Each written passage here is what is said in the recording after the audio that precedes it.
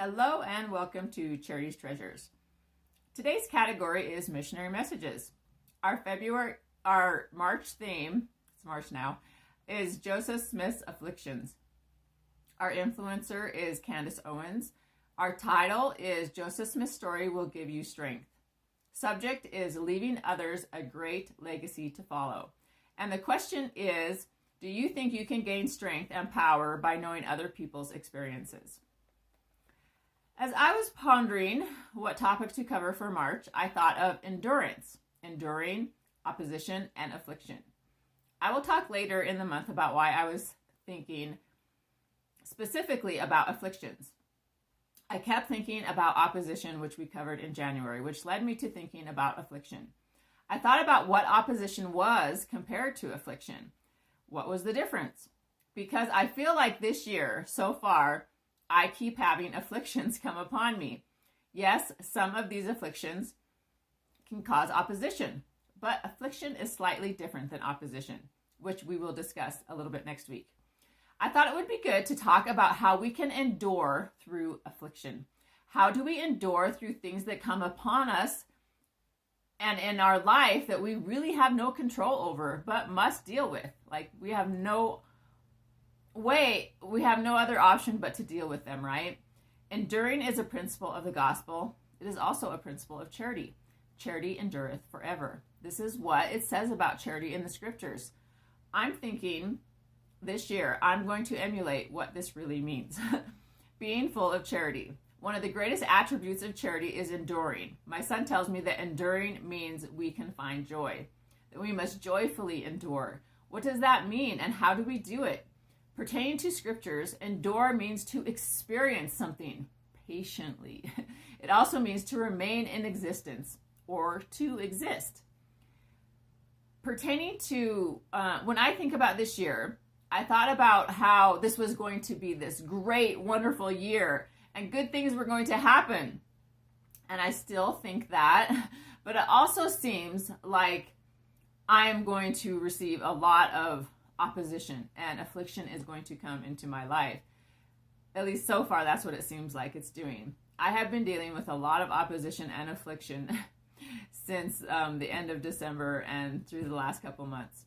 I want you to think about how you react to opposition and affliction, and if you endure it well when it comes into your life.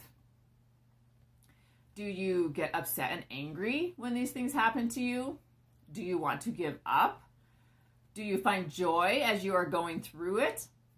I always think of Joseph Smith when unexpected and unpleasant things come upon me. I think about how he was afflicted. So we are going to relate afflictions this month with Joseph Smith. I'm going to talk about the Joseph Smith story. And it actually might take 2 months because there's so much information to discuss. And this is how our church started, right? Is because of Joseph Smith. So we're going to talk and relate afflictions this month with Joseph Smith and how his afflictions can help us endure through our own opposition and afflictions as we experience them. I want to discuss why he kept choosing to endure when he could have chosen another path that was a lot easier, right? Candace often talks about how the Catholic Church is the true religion because of all the opposition that the church went through and goes through today. I think the Catholic Church actually created a lot of opposition for people in the beginning and a lot of affliction for people in the beginning because I don't think that the church was very good to the people when it was an operation in the beginning.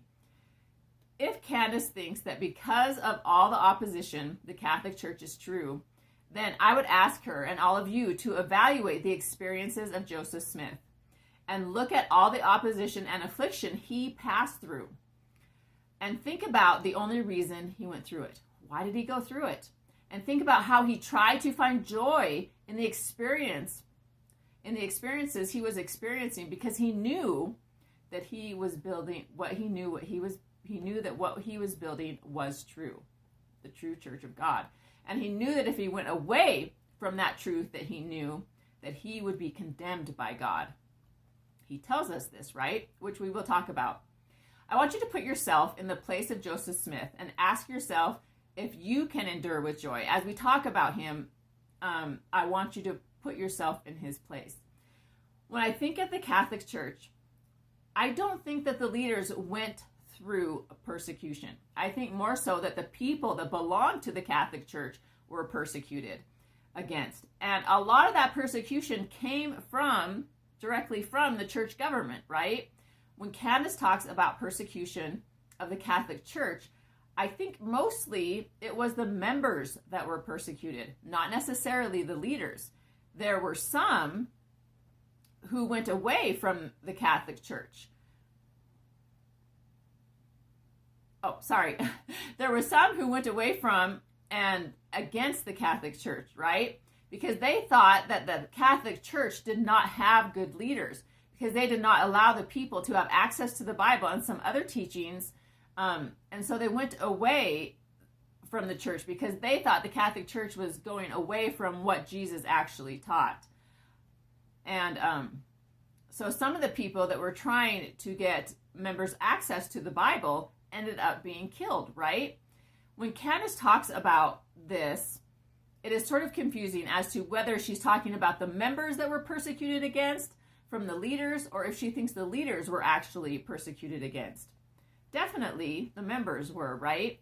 What I'm going to talk about this month is Joseph Smith and what happened to Joseph Smith, how Joseph Smith came to organize the church and all the afflictions and opposition that came because of that organization. I will discuss not only was he persecuted against, but also the members of the church were persecuted against. The members weren't persecuted against by the church government. They were persecuted against by our government.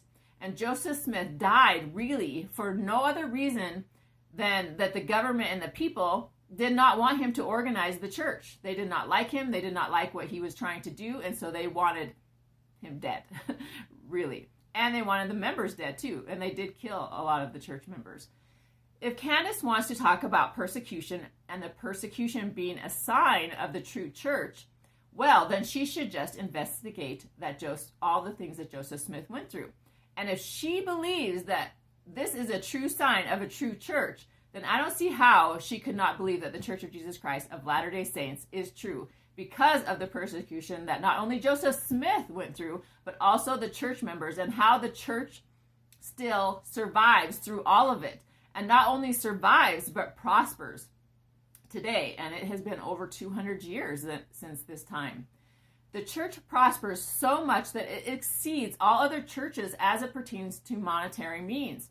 I've mentioned this before, how the church has more wealth than the Catholic Church and other Christian churches put together, yet they have hardly any members compared to all of those churches put together. Candace wants to look for signs, and that would be a good sign to look for. I want you this month, as I talk about Joseph Smith, to feel. I want you to feel what he went through and compare his experiences to your life so you can understand why he went through what he went through, and that he would have only went through these experiences if he knew the church was true. As you think about your own persecution, opposition, and afflictions in your life, compare them to what Joseph Smith went through. And as you do, you will find more courage, more strength, and more determination to do the things and to continue on the path that you are on, because you will realize that this is your path. You will realize that you have a purpose, just like Joseph Smith realized he had a purpose. You will come to find strength through Joseph Smith and his strength that you never knew that you had before. But now, as you understand more about him, you can go about and do the things that you otherwise would have given up on, because Joseph did not give up. I want you to take his life and use it and the things that he went through and the experiences he went through to finish out your life, to finish your path, to find strength in the process, and to understand that you have a specific process and specific path and purpose that is yours and that God designed just for you on this earth, to not just help you, your family and friends, but those that you don't even know who are being influenced by you. Joseph Smith was a great man. He did not know that he was going to have all this influence over so many people. And you could have his strength. You could develop the kind of courage that he had by learning about him. All you need to do is learn about him, Because as you learn about him and all the things that he went through and all his experiences, you will know that you can get through the things that you must go through. And if persecution, opposition, and affliction is a sign of truth, then you will be able to find the truth in your own path. You will be able to see the truth of who you really are and what you're really meant to become. Through all the persecution, opposition, and afflictions that you go through, I hope that you can find strength in Joseph Smith's story, to keep going and to keep finding that strength deep inside of you that can only come when you know that Christ is your Redeemer, that he is your advocate with the Father, and that he is here as your brother who loves you to help you to succeed. All you must do is give your heart to him, just like Joseph did. All you must do is give your mind to him, just like Joseph did. All you must do is believe, just like Joseph did. The thing is, Joseph Smith risked his life to give people the Word of God, just like William Tinsdale risked his life to give the people the Bible. These men died for God, literally. They died because of what they were trying to do for God. Joseph was shot, and Tyndale was strangled and burnt in 1536. Tyndale helped in the process of shaping the English language, and shortly after his translations, the printing press came into existence. Coincidence? I think not. Tyndale was the reason many people left the Catholic Church and set up reformations, because the leaders of the Catholic Church viewed him as a challenge to their authority. This is how they viewed anyone who challenged their authority, right? They did not like it. But because of him, the King James Version of the Bible was printed in English, which was published in 1611. The Church of Jesus Christ of Latter-day Saints uses the King James Version of the Bible. Tyndale and Smith were not leaders that wanted to keep the people in ignorance. The Catholic Church, Candace, wanted to keep the people in ignorance. They did not want the people to have power, because that would take away from their power. Joseph Smith and Tyndale wanted to give the people as much information as they possibly could receive. Tyndale's movement was great. Joseph's movement was great. And it is continuing on, and it will not stop until it has covered the whole earth. This is evidence of the truth of the Book of Mormon and of the truth of the Church of Jesus Christ of Latter-day Saints. There are many people that struggle in life. There's many people that are strong people that are consistent and keep their commitments that struggle. Joseph Smith was a strong person that was consistent and that kept his commitments to God. Yet he still struggled, right? He did all these things, and there was still always a struggle. He was able to do this because God was in his life and because he knew his purpose. Tyndale knew his purpose. He was willing to die for it, just like Joseph Smith. Even through all the affliction, even through all the trouble and all the hate, he knew his purpose and he knew God was real. And because of that, he was able to keep going. If you are a person who keeps going through the struggle, even through the trouble, even through the bad experiences, it means that God is with you. Even if you don't realize how much he is with you, he knows your purpose. And if you get to know him, he will give you strength to fulfill that purpose. And if you think you're strong now, just wait until how strong you can be when you let God's will overcome you. That's one thing we can be overcome with, God's will. And when we are, and we recognize it, and we accept the invitation, just like Joseph Smith and Tyndale accepted the invitation, you will be able to get through any trial. And yeah, you might be shedding some tears sometimes. You might feel like you're going through torturous times, but that doesn't take away the fact that you're strong enough to get through the trials. I imagine that those saints that traveled where God wanted them to travel, and I imagine and know just by reading what Joseph Smith went through, that there were tears shed. It's okay to shed some tears. Shed them with strength in your heart and determination in your mind to get through the experience that you're experiencing. If God has given you a purpose and you are realizing now that he is the one giving it to you, then depend on him to get you through it.